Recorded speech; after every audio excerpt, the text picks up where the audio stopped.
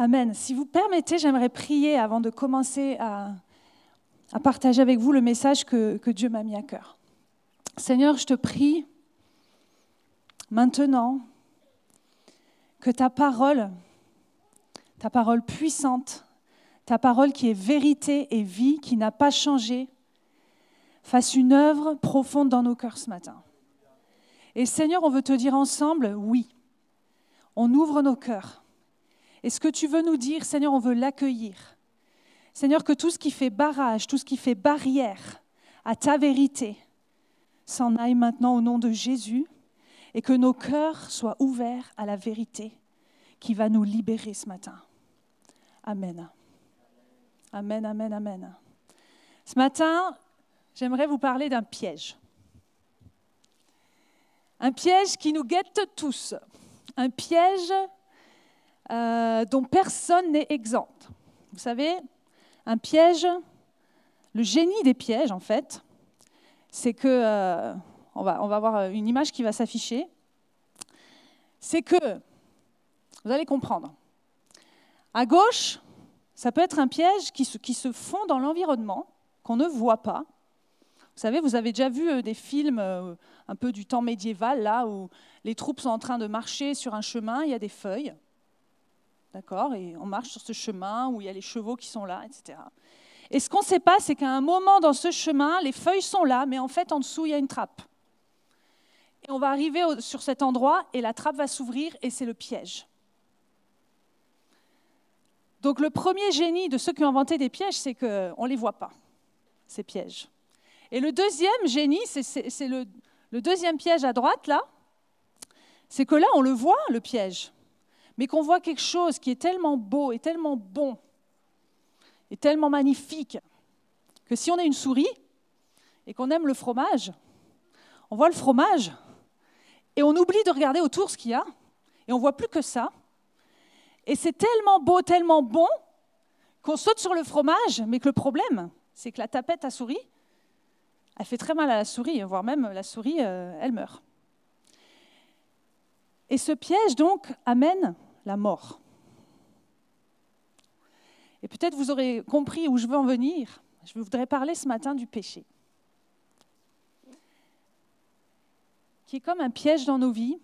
Alors ne prenez pas peur, peut-être vous êtes là pour la première fois et vous vous dites, moi je voulais venir pour entendre quelque chose sur l'amour, quelque chose sur c'est agréable, etc. Mais vous inquiétez pas, c'est une bonne nouvelle ce matin que nous allons partager. Pourquoi ? Parce que ce piège, j'ai dit, on est tous concernés. Et je suis persuadée que la parole de Dieu nous donne les outils pour éviter ce piège, pour ne pas nous laisser prendre à ce piège. Parce qu'en tant qu'enfants de Dieu, en tant que chrétiens, nous devons être victorieux sur le péché. Et malheureusement, dans nos vies de chrétiens, on grandit, on est dans ce qu'on appelle la sanctification, mais des fois, on pêche. Et comment ça se passe dans ces cas-là ? Comment on se sent ? Qu'est-ce qu'on peut faire ? Et j'aimerais ce matin qu'on puisse réaliser comment Satan s'y prend pour nous piéger, pour que quand on connaît les tactiques, vous savez, quand on a vu que ça c'est un piège et que ça c'est un piège, on n'y retourne plus. Et même l'un des plus grands personnages bibliques est tombé dans ce piège. Je veux parler du roi David. Vous connaissez l'histoire du roi David ? David, le roi David, cet homme selon le cœur de Dieu, nous dit la Bible. Ce n'est pas tous les hommes et les femmes de la Bible qui sont appelés un homme ou une femme selon le cœur de Dieu, rendez-vous compte. Et le roi David, il a été oint dès son plus jeune âge. Il a, avec beaucoup de courage, osé défier Goliath. Et il a tué Goliath, alors que toute l'armée avait peur. Ensuite, il a été intègre, il a attendu que ce soit le bon moment pour venir sur le trône. Il n'a pas voulu tuer Saül avant que ce soit le temps. Toutes ces qualités, quand on réfléchit à tout ce qu'il a fait, tous ses choix, il a été aussi un extraordinaire adorateur. Quand on lit les psaumes, c'est les plus beaux chants de louange qu'on a encore jusqu'à ce jour. Il a composé ces chants. Et pourtant, il est tombé dans ce piège. Et on lit cette histoire dans 2 Samuel 11. Si vous voulez suivre avec moi, mais je vais vous la raconter. Je ne vais pas la lire parce que j'ai remarqué que quand on lit, des fois, notre cerveau, il décroche. Alors je vais vous raconter ce qui s'est passé dans la vie de David. Et si vous voulez lire tranquillement à la maison, c'est 2 Samuel, chapitre 11. C'était donc une année, c'était au printemps, et le roi David, les années précédentes, avait été à la guerre, il avait connu beaucoup de victoires. Et cette année-là, nous dit la Bible, le roi décide d'envoyer son général, qui s'appelle Joab, faire la guerre. Et lui, il dit, je vais rester à Jérusalem. Parce que bon, peut-être que je mérite un peu une année de pause. Je ne sais pas ce qu'il s'est dit en tout cas. Mais il est resté à Jérusalem. Et il nous est dit qu'un jour, alors qu'il se levait de sa sieste, certainement en début de soirée, il se lève et il va marcher sur les toits de son palais. Et il est là, il marche, et tout d'un coup, il voit une femme qui prend son bain sur le toit d'une maison qui ne devait être pas trop loin. Et il la voit. Et qu'est-ce qu'il fait ? Au lieu juste de rentrer dans son palais, il va demander à ses conseillers, à ses amis, c'est qui cette femme ? Comment elle s'appelle ? Elle vient d'où ? Et là, ses conseillers vont lui répondre, c'est Bathsheba. Bathsheba, c'est la fille d'Éliam et la femme d'Uri le Hittite. Et là, David aussi aurait pu s'arrêter là. Mais il a été plus loin, il a dit, bon, faites venir cette femme jusqu'au palais.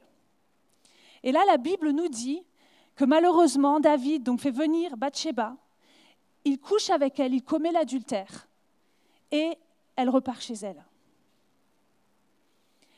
Et là, quelques peut-être semaines après, Bathsheba fait envoyer un message au roi David. Ça aurait pu rester un épisode dont personne n'avait eu vent ou quoi. Mais en fait, cette femme lui dit « Je suis enceinte ».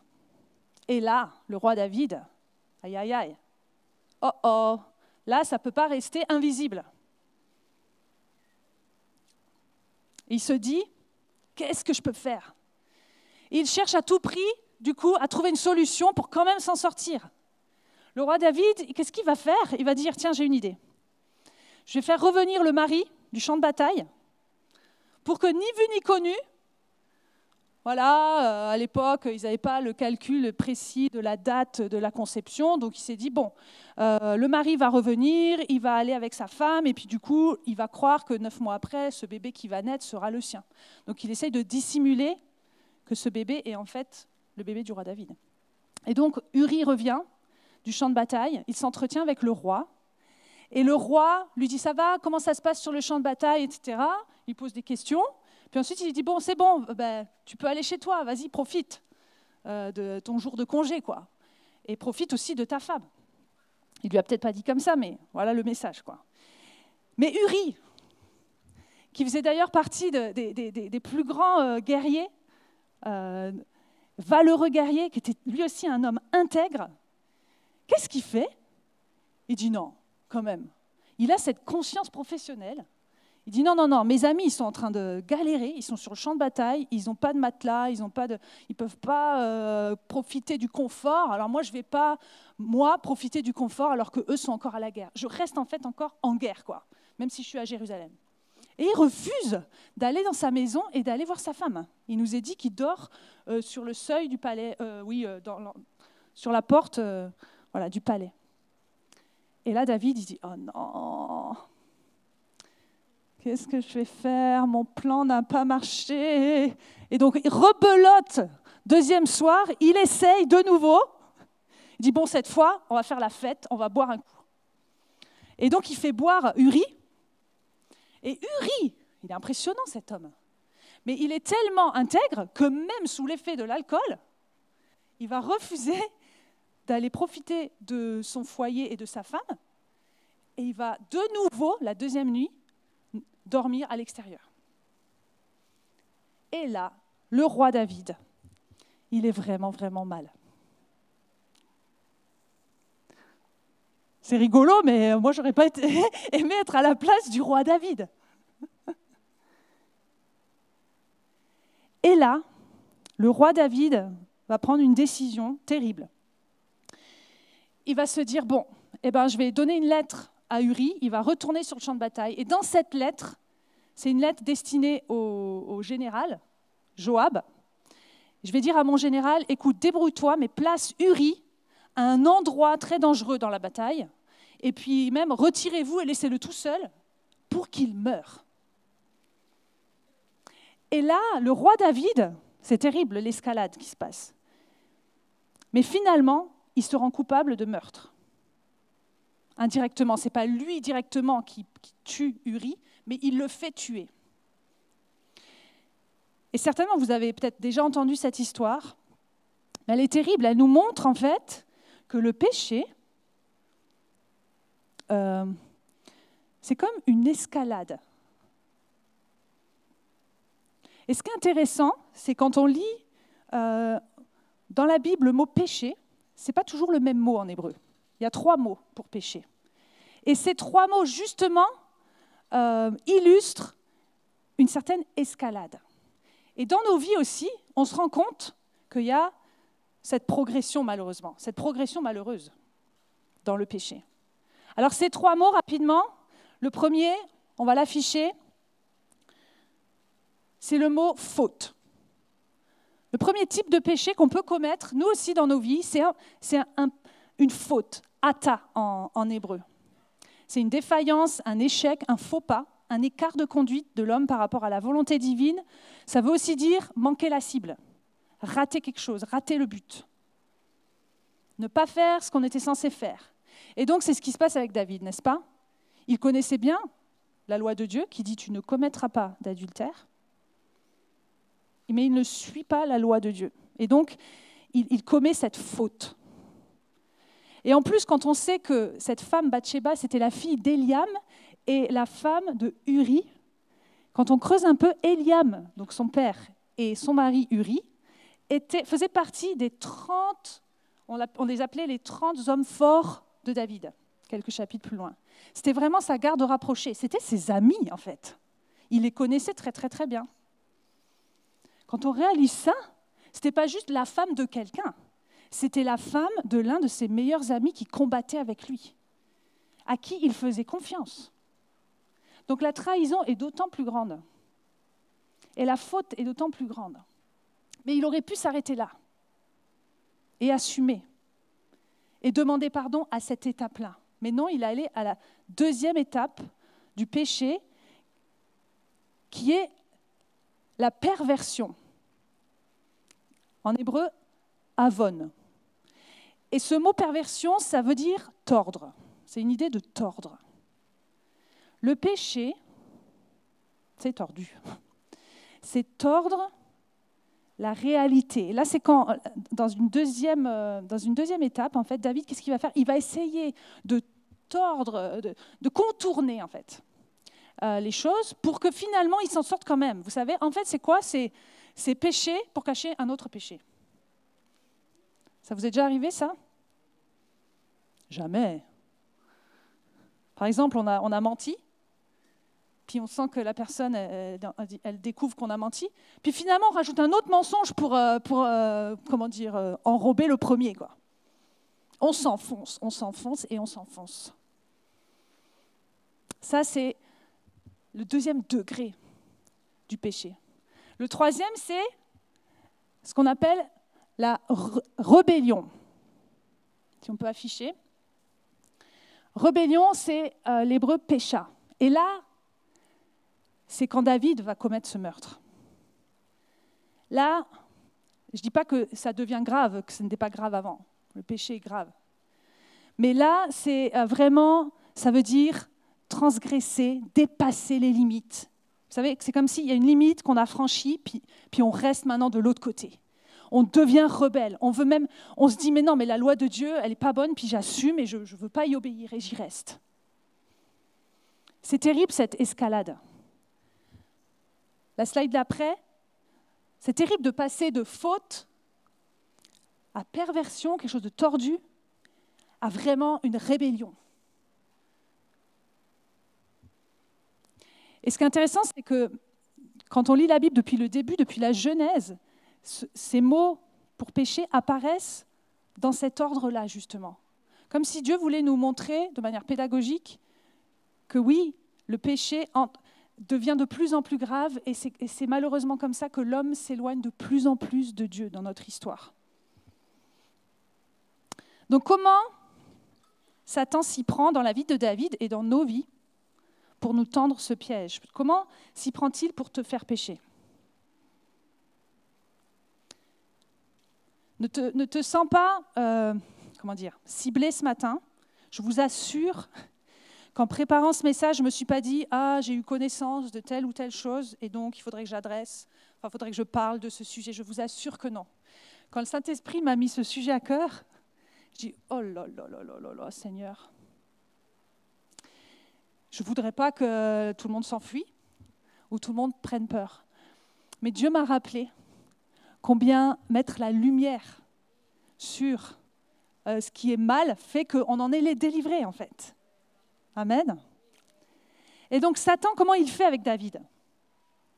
La première chose qu'il fait dans le piège, c'est qu'en fait, et je dirais même dans nos vies aussi, c'est que David, je pense, il est arrivé dans une saison de suffisance et même de prétention. Il s'est dit, non mais c'est bon, je suis un roi puissant maintenant. J'ai gagné, regagné, année après année. Donc cette année, je me relâche. Mais la Bible dit, le verset va s'afficher, 1 Corinthiens 10, 12, « Ainsi donc que celui qui croit être debout prenne garde de tomber. » Et c'est un message d'amour que Dieu nous délivre. Ce n'est pas une accusation, mais il nous dit, attention, ne te crois pas plus fort que tu n'es.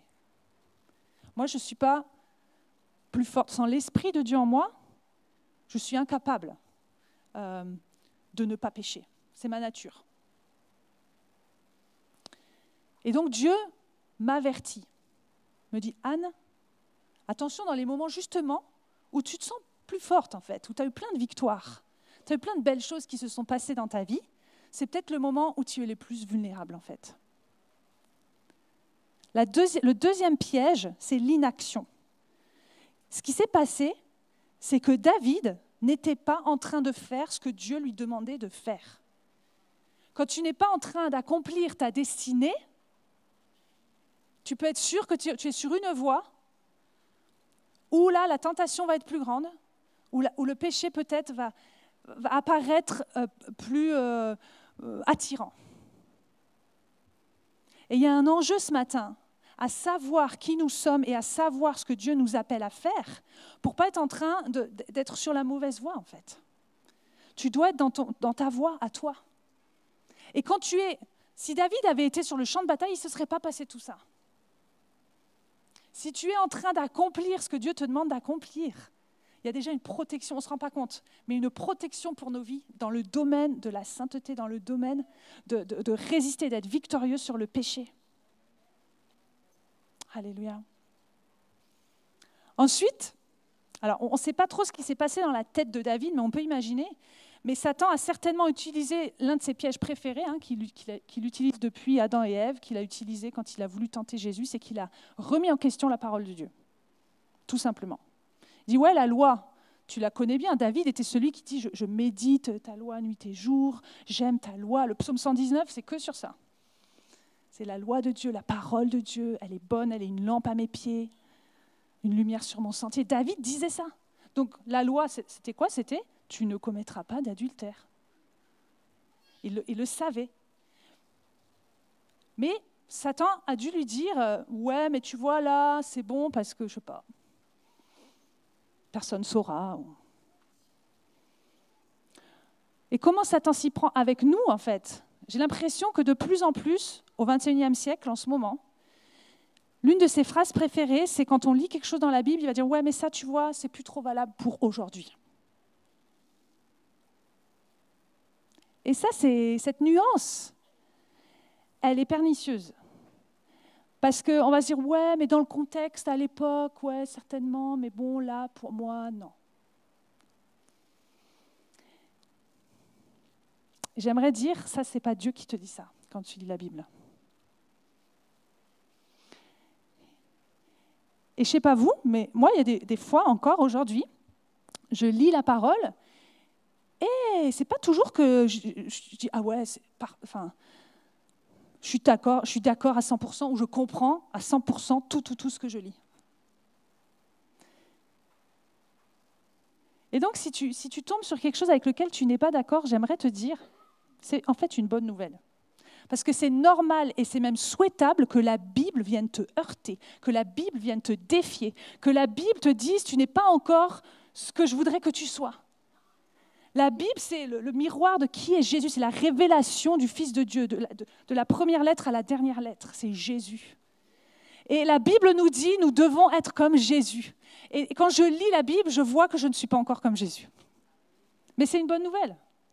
Parce que ça m'attire de plus en plus à vouloir être comme Jésus. Et donc, s'il n'y a plus rien qui te remet en question quand tu lis la parole de Dieu, mon ami, j'aimerais te dire, il y a un petit problème. Timothy Keller a dit, si le Dieu que tu adores est toujours d'accord avec toi, le Dieu que tu adores est finalement une version idéalisée de toi-même. Est-ce que ça pique ? Un petit peu, hein. Mais je vous assure, c'est de la chirurgie pour nous faire du bien et nous libérer ce matin, je le redis. Quatrième tactique du diable, c'est qu'il te ment en fait. Soit il va dire, c'est pas grave. Il va dire, mais tu as le droit. C'est pour ton bonheur. C'est pour ton bien. Si tu penses que ça c'est bien pour toi, vas-y. Il va le dire aussi, regarde, ça, ce truc que soi-disant la Bible dit qui n'est pas bon ou qui est un péché, en fait, tu fais de mal à personne. Vous l'avez déjà entendu cette phrase ? Je fais de mal à personne. Il y a certains types de péchés dans nos vies qui sont privés et on pense qu'on ne fait de mal à personne. Mais je vous assure, la première personne déjà à qui on fait du mal, c'est Dieu, à nous-mêmes. Et puis on ne se rend pas compte des conséquences aussi pour la vie de ceux qui nous entourent. Même si c'est secret, il y a des conséquences pour ceux qui nous entourent. Et il ne faut surtout pas accepter ce mensonge que le diable nous dirait c'est pas un péché, c'est acceptable même. Ou même de se faire confiance à ce qu'on pense nous, en fait. Des fois, c'est sincère. On ne pense pas que c'est mal. Mais la Bible dit quoi ? Dit, Proverbe 14, 12, le verset va s'afficher, « Telle voie paraît droite à un homme, mais son issue, en fait, c'est la voie de la mort. » Ou encore, elle nous dit qu'on était des brebis errantes. On cherchait notre propre voie. Il faut admettre, en fait, que de nous-mêmes, de notre propre réflexion, avec notre propre vision sur notre vie, on est plutôt en train de se tromper en général. Il faut se méfier de nous-mêmes. Satan, il a dû dire aussi à David, regarde, là, ça va être un moment agréable pour toi. Ça va être bénéfique. Ça va être amusant. Mais la Bible, elle parle de la jouissance éphémère du péché dans Hébreu. Alors certes, il y a un goût qui ressemble à quelque chose de bon sur le moment. Et ça peut durer un temps. Mais je vous assure, ça ne dure qu'un temps. Et après, les conséquences pour ma vie, pour notre vie, sont terribles. Et c'est un mensonge que le fait de suivre Jésus, d'obéir à sa parole, d'être pur, les jeunes, d'être radicaux, de peut-être couper les liens avec certaines personnes qui nous influencent dans le mauvais sens. C'est un mensonge que de dire, tu vois, du coup, tu vas t'ennuyer. Du coup, ça va être dur. Parce que la Bible, elle dit quoi ? Elle dit l'inverse. Elle dit, il y a d'abondantes joies devant ta face, psaume 16, verset 11. Est-ce qu'on peut l'afficher ? Il y a d'abondantes joies. Ce n'est pas juste, la vie de disciple, suivre Jésus et ne plus pécher, c'est, tu vas te sentir bien parce que ta conscience sera apaisée. Ce n'est pas ça. Il y a d'abondantes joies à suivre Jésus. Il y a d'abondantes joies à vivre une vie libérée et libre du péché, mes amis. Et des délices éternelles à ta droite. Satan voudrait te dire, tu vois, si tu fais ça, là, ça va être l'extase. Mais ce n'est pas vrai. Il veut te détruire, il veut ta mort, il veut t'emmener dans la honte. Reviens auprès de Dieu où il y a des délices éternelles, où il y a d'abondantes joies. Amen. Alléluia. Vous savez, certains vont penser que Dieu est... que ce n'est pas très amour de nous empêcher de faire certaines choses. Et ils pensent, peut-être cette définition maintenant de l'amour, c'est l'acceptation de tout, la tolérance de tout, et de surtout pas dire que quelque chose serait mal ou quelque chose serait bien. Et je ne peux pas ne pas prêcher ce que la Bible dit, qu'il y a le mal et qu'il y a le bien. Et que Dieu veut le bien pour nous, pas juste pour nous embêter. Et il n'y a pas de plus grand amour, justement, que de pointer du doigt notre péché pour nous en libérer, pour nous pardonner. Et pour que nous puissions être libres de ce péché. Pour que nous puissions être libres de justement pratiquer le bien. C'est comme le papa qui va voir son fils. Et son fils, il est là avec un verre de ce qui semble être du sirop de menthe ou quelque chose comme ça. Et le fils dit, j'ai trop soif. Oh, papa, je peux boire et tout. Ça a l'air trop bon, ça a l'air sucré, ça a l'air coloré. C'est vert fluo, c'est magnifique. Je peux boire. Et là, le père dit, non, mon fils. Et ce que le fils ne sait pas, c'est qu'en fait, c'est du poison qu'il est en train de boire, qu'il s'apprête à boire. Et quand Dieu nous dit non, c'est pour que nous ne mourions pas. Amen, amen, amen. Vous savez, ce que le péché va produire, c'est la honte, la condamnation et la mort. Et une fois que Satan t'a dit « Ouais, ça va être génial, ça va être super », en fait, qu'est-ce qu'il te dit au moment où tu as péché? Tout d'un coup, il change de discours, il dit « Ouais, t'as vu ce que t'as fait? T'es horrible, t'es fichu. Franchement, va te cacher. » D'ailleurs, Adam et Ève, qu'est-ce qu'ils ont fait quand ils ont réalisé, quand ils ont péché? Ils se sont cachés. Ils se sont cachés. Et ça, c'est la honte. C'est la honte. Mais remarquez, je méditais sur ça cette semaine. Le péché et la voix de Satan va nous dire, cache-toi, c'est fichu pour toi. Mais Dieu, regardez sa réaction dans le jardin. Dieu, il vient. Dieu, il me cherche. Il cherche Adam et Ève. Il dit, où êtes-vous? Nous, on se cache de Dieu, on s'éloigne, mais Dieu continue de venir à notre poursuite, de venir nous chercher. En fait, le péché n'éloigne pas Dieu de toi, c'est le péché t'éloigne toi de Dieu. Le péché n'empêche pas Dieu de venir te prendre dans les bras et te dire « Tu es pécheur et je t'aime, je veux te libérer. » En fait, je vais vous dire peut-être quelque chose qui peut paraître choquant, mais ton péché attire Dieu. Je m'explique. Le fait que tu sois pécheur, que tu sois en train de te détruire, fait que l'élan d'amour de Dieu, de compassion de Dieu, il s'approche d'autant plus du pécheur. Regardez comment était Jésus quand il était sur cette terre. Il s'approchait plus des pécheurs que des saints ou des religieux. Ton péché attire le cœur de compassion de Dieu qui veut t'en libérer. Et il s'approche de toi, mais pas pour te dire « Ouais, c'est bon, reste dans ton péché. » Attention, hein, c'est pas ça que je dis. Hein. Mais il s'approche avec amour pour te dire « Mais mon enfant, mais qu'est-ce que tu fais ? Moi, je veux te libérer. Moi, j'ai tout fait pour que tu sois libre de ce péché. » Jésus est venu pour toi. Et je parle aujourd'hui à des chrétiens, à des gens qui marchent avec Dieu, qui ont pris la décision un jour de demander pardon à Dieu pour leurs péchés de manière globale et ils sont nés de nouveau. D'accord ? Mais je parle aussi à des personnes qui peut-être n'ont pas encore fait cette démarche. Et j'aimerais te dire, Jésus est venu à la croix pour mourir pour ton péché. Pour que toi, tu ne subisses pas la mort, mais que tu aies sa vie. Et que tu ressuscites avec lui et que tu commences une nouvelle vie. C'est possible aujourd'hui. Il n'y a pas besoin que tu arrêtes de pécher pour devenir chrétien. Parce qu'aucun d'entre nous ici, on serait chrétien aujourd'hui. Par contre, celui qui reconnaît qu'il est pécheur et qui accepte le pardon de Dieu, lui est sauvé. C'est la bonne nouvelle. Alléluia.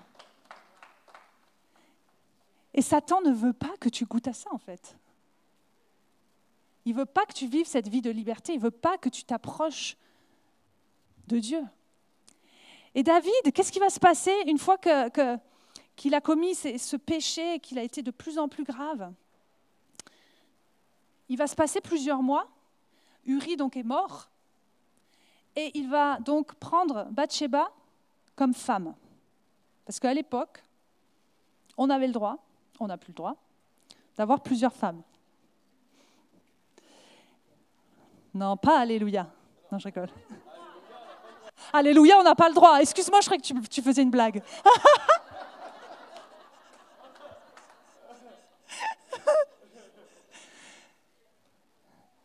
Amen. Donc, Bathsheba, il la prend comme femme, et donc un enfant va naître, 9 mois après. Mais ce qu'on voit, c'est que pendant ces 9 mois, pendant ces mois, ce qui va se passer, l'histoire nous dit après, c'est que le prophète Nathan va venir et va confronter David. Et c'est seulement à ce moment-là que David va capituler et que David va se repentir. Mais entre le moment du péché et le moment où Nathan vient, il s'écoule en fait plusieurs mois. Et des fois, on ne le réalise pas quand on lit l'histoire. Et pendant ces mois, comment David s'est senti? On le lit dans le psaume 32.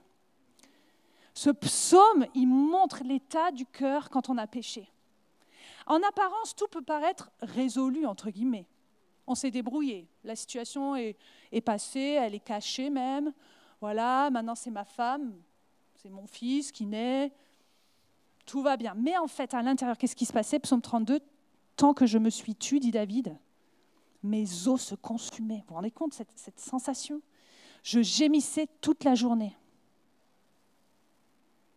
C'est terrible. Et c'est ça, malheureusement, que produit le péché. C'est la mort intérieure.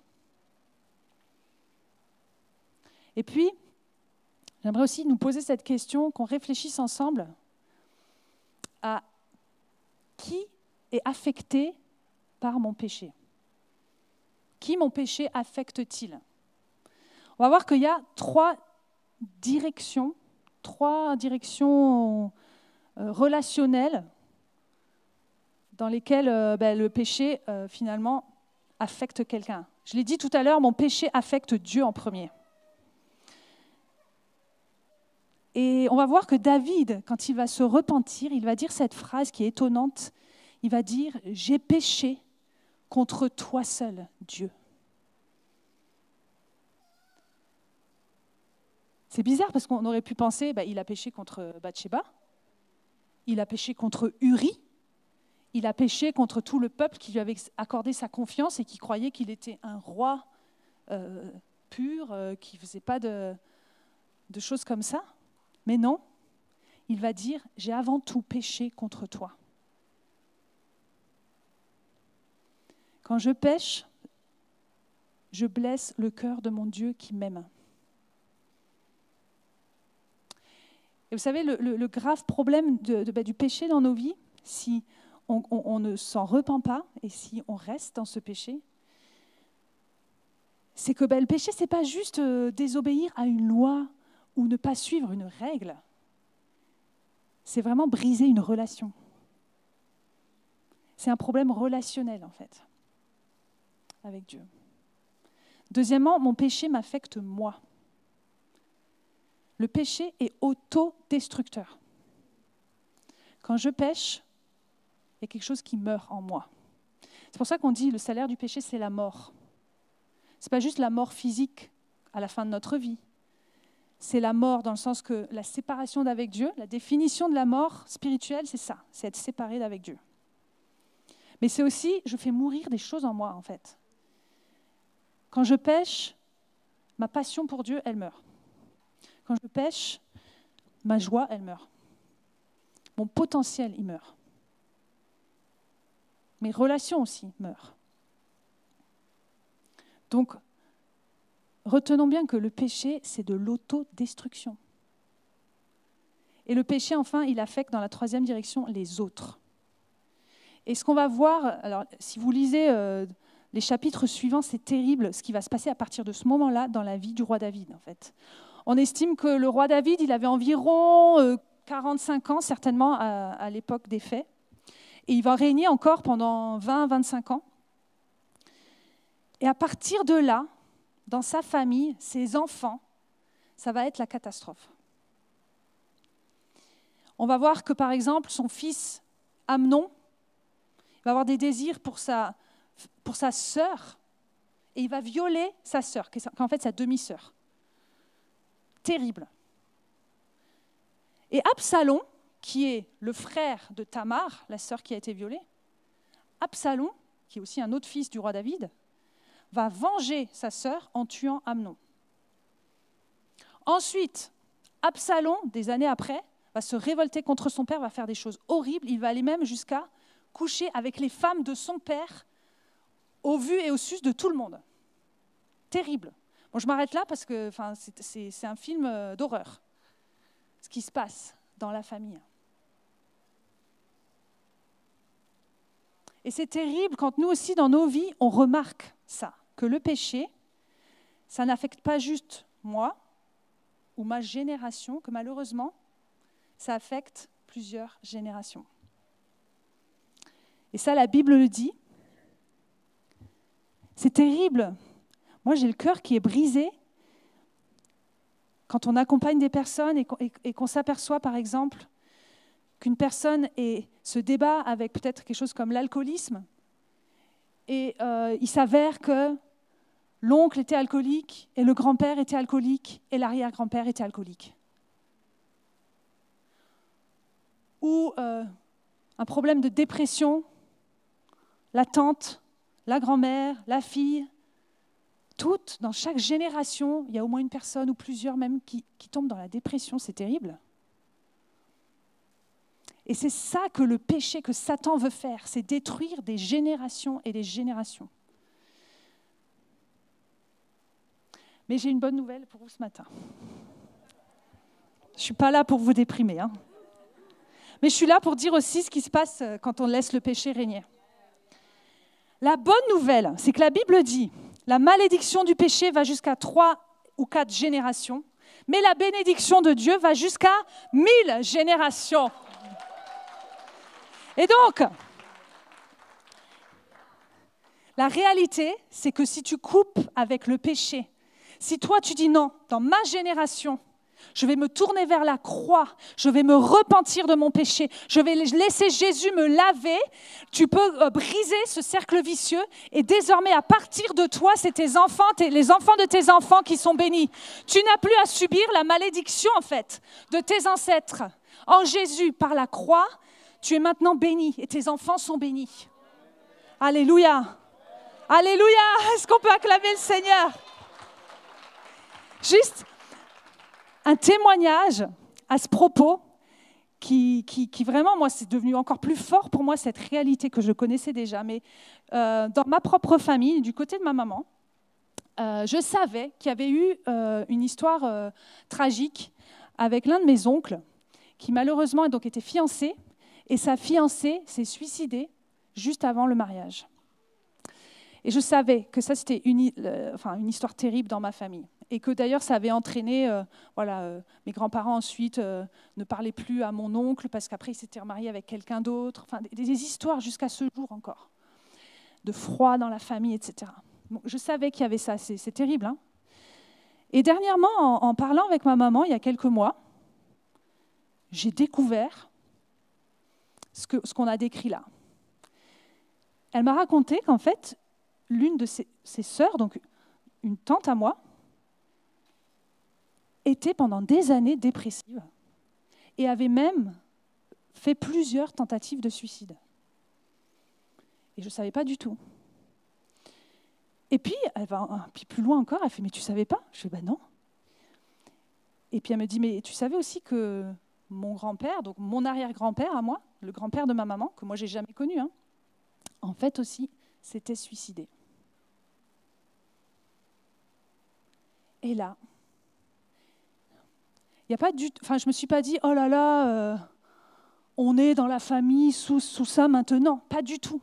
Ce qui est monté en moi, j'ai réalisé comme tout à nouveau que parce que ma maman a rencontré Jésus et parce que mon papa a rencontré Jésus et lui a donné sa vie, moi je suis la génération d'après qui suis au bénéfice de la croix dans la vie de mes parents. Parce que leur conversion a été radicale. Ma maman, c'était sur les sièges, sur un banc à Paris, je crois, des jardins du Luxembourg ou je ne sais pas où. Elle était étudiante. Je vais encourager les étudiants. Continuez à parler de votre foi, de ce que vous vivez à vos amis. Ma maman, c'est comme ça qu'elle a découvert Jésus. Et c'est pour ça que la tendance s'est complètement inversée. Qu'aujourd'hui, je peux vous assurer, il n'y a plus le suicide, il n'y a plus la dépression dans notre famille. Il y a plutôt la joie. Hein. Il y a plutôt la joie, c'est extraordinaire. Mais parce qu'un étudiant a témoigné à ma maman, donc les étudiants, s'il vous plaît, cette année, ce n'est pas juste réussir vos études, l'enjeu. Cette année, c'est laisser le Seigneur vous utiliser pour parler à quelqu'un, qui va être peut-être la future maman d'une Anne ou de quelqu'un comme ça qui va servir Dieu dans sa vie. Donc il y a des enjeux générationnels. Alléluia.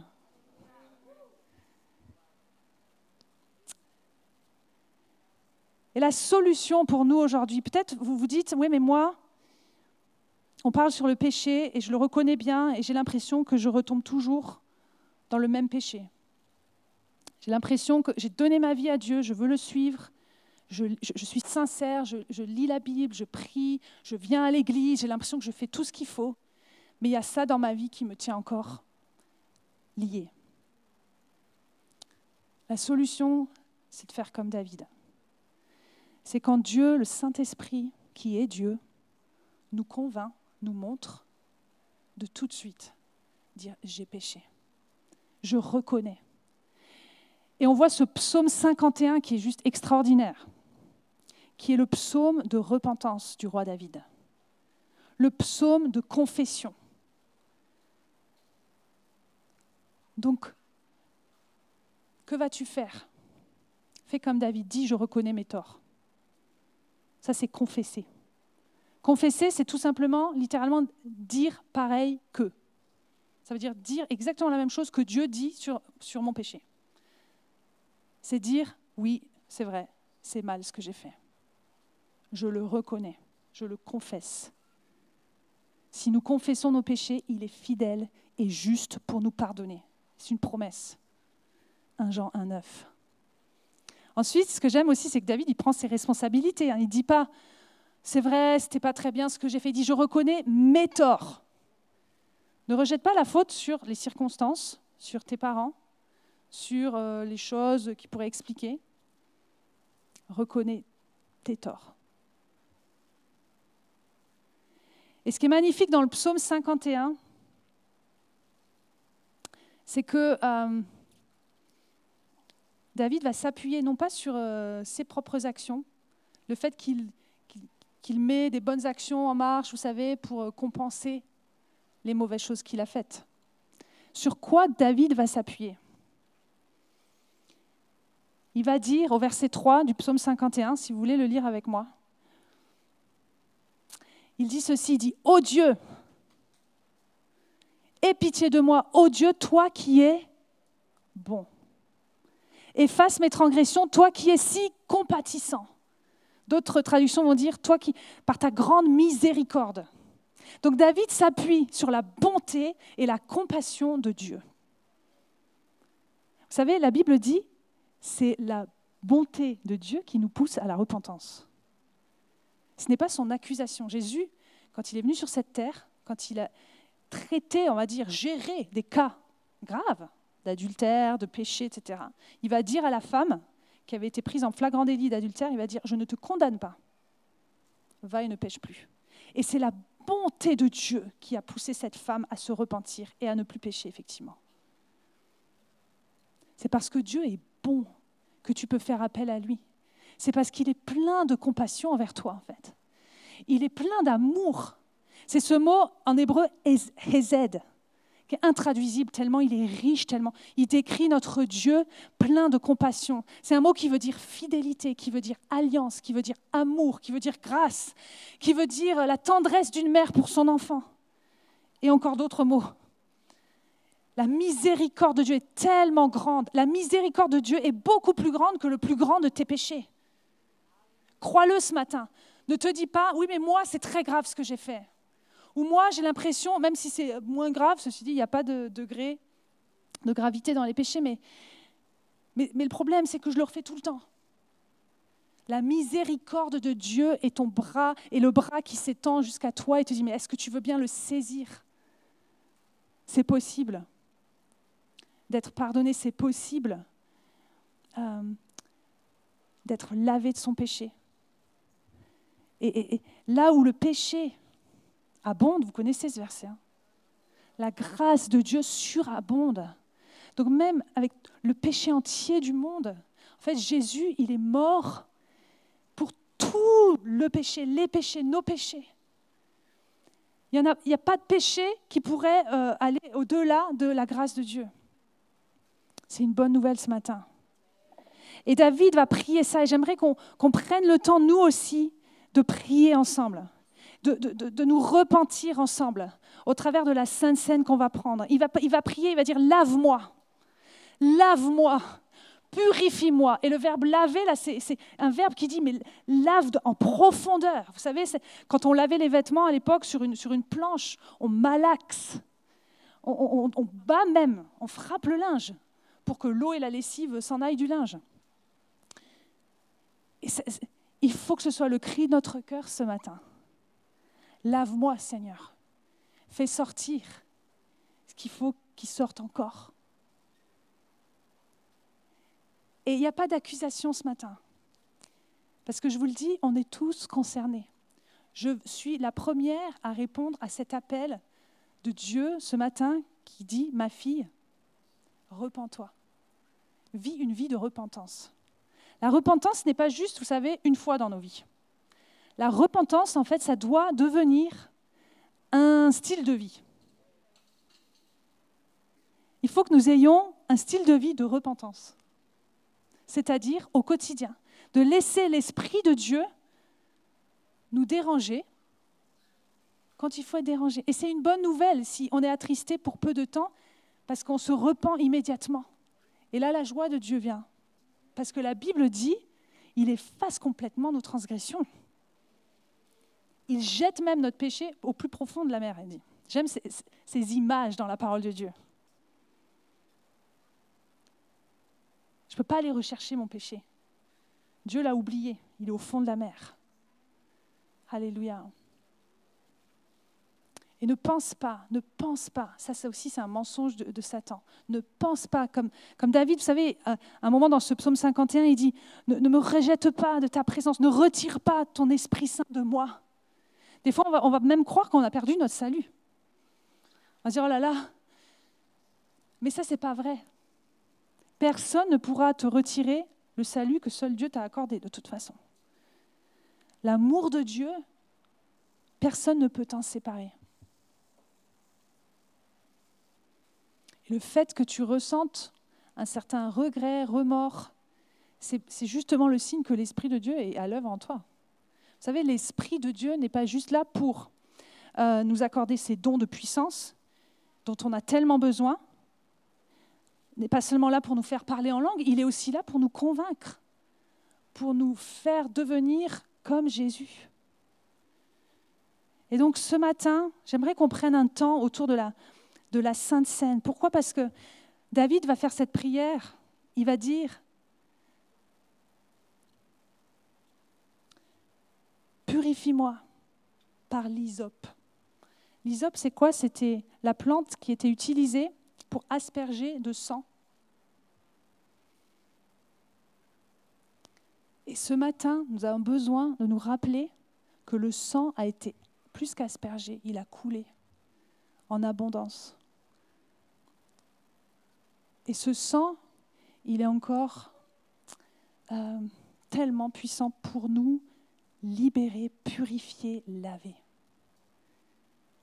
Et ce matin, alors qu'on commence une nouvelle année, j'aimerais nous proposer ce défi de commencer cette année en nous humiliant devant Dieu, en demandant pardon, en disant « Seigneur, j'ai besoin de toi dans ma vie. J'ai besoin de toi, Seigneur, pour ce péché. Je veux renoncer à... » Puis chacun sait exactement la chose ou les choses que le Saint-Esprit est en train de vous montrer peut-être alors que je parle. Et il nous appelle ce matin à être des femmes et des hommes, des jeunes femmes selon le cœur de Dieu. Vous savez, être des hommes et des femmes selon le cœur de Dieu, c'est être simplement des gens prompts à se repentir. Ne laisse pas le péché demeurer dans ta vie. Ne joue pas avec le péché. Sois radical. S'il te plaît, je t'en supplie, c'est Dieu qui te le dit. Arrête de t'auto-détruire. Arrête de tolérer les choses que tu dis, oui, mais c'est peut-être plus valable pour aujourd'hui. Et peut-être, alors il y a des sujets très épineux qu'on ose à peine aborder dans les églises, mais la Bible, elle en parle tellement. Et la Bible dit, c'est valable pour aujourd'hui encore. C'est valable. Dieu a institué la sexualité dans le cadre du mariage, parce que c'est magnifique et c'est prévu dans le cadre d'une alliance, d'une promesse. C'est valable encore pour aujourd'hui. Dieu a institué le mariage entre un homme et une femme. C'est valable encore pour aujourd'hui. Et Dieu, quand il entre dans nos vies, c'est vrai que ça chamboule tout. Et la repentance se voit. C'est des choses très pratiques. La Bible parle du fruit de la repentance. Et ce matin, j'aimerais qu'on prenne une décision. Je vais demander à l'équipe de s'approcher pour la Sainte Seine, puis à l'équipe de louange aussi de remonter. Je voudrais qu'on prenne une décision. Et vu qu'on est tous concernés, je ne vais pas demander aux personnes de s'approcher pour vous mettre mal à l'aise ou pour vous afficher, non, parce qu'on est tous concernés. Je voudrais qu'on vienne à la croix et qu'on puisse, sentez-vous libre, mais peut-être se lever, se mettre à genoux, dire « Seigneur, oui, je reconnais mes torts. Je reconnais mes transgressions. Je reconnais l'état de mon cœur. Je reconnais l'état de mes pensées aussi. Je reconnais ma colère. Je reconnais ma jalousie. Je reconnais que je t'ai blessé toi en premier. Que j'ai blessé ton cœur, que je me suis éloignée de toi. Seigneur, je veux revenir à toi. Et je sais que quand je reviens à toi, tu es ce Père qui court. Tu n'es pas là à m'attendre pour m'accuser, tu es là pour me purifier. Le Seigneur veut te dire ce matin, viens à la croix, là où je suis mort pour toi, et bois mon sang et mange mon corps. Parce que c'est uniquement par la croix, c'est uniquement par le sacrifice de mon Fils Jésus que tu peux être victorieux sur le péché. Alors ce matin, que vraiment notre repentance, vous savez, la Bible dit que la tristesse de la conviction de péché, de la repentance, elle amène à la joie. Ce n'est pas un temps pour rester dans la culpabilité. C'est un temps pour venir chercher la liberté totale des enfants de Dieu.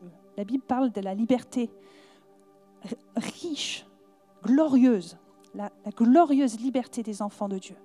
Il y a une gloire sur ta vie parce que tu es enfant de Dieu. On l'a chanté ce matin, tu es enfant de Dieu. Et alors que le pain et le vin vont passer dans les rangs, je vous propose vraiment de prendre cette liberté, de vous positionner, de dire « Je te demande pardon, Seigneur, et je vis désormais, à cause de ton sang, à cause de ton corps, dans la liberté. Je ne veux plus être dans le compromis. Je ne veux plus être juste un chrétien du dimanche.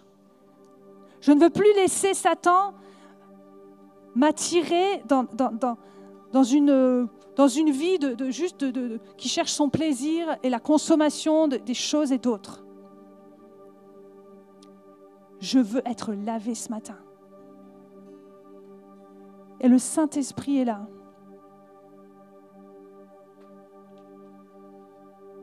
Le Saint-Esprit est là. C'est lui qui te convainc. C'est lui qui te convainc. Par amour, il veut te montrer. C'est une occasion de salut ce matin. C'est une occasion de salut. C'est une occasion d'être saint, d'être purifié.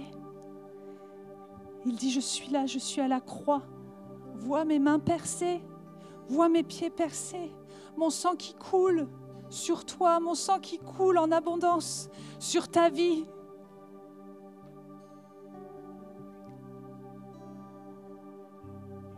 Tu es pardonné. Je te pardonne, je ne te condamne pas. Je t'aime. Je viens, je te prends dans mes bras. Je viens, je te relève. Je viens par ma vérité te dire c'est possible. C'est possible. Ne crois plus les mensonges du diable. Mais je veux te donner cette liberté. Alléluia.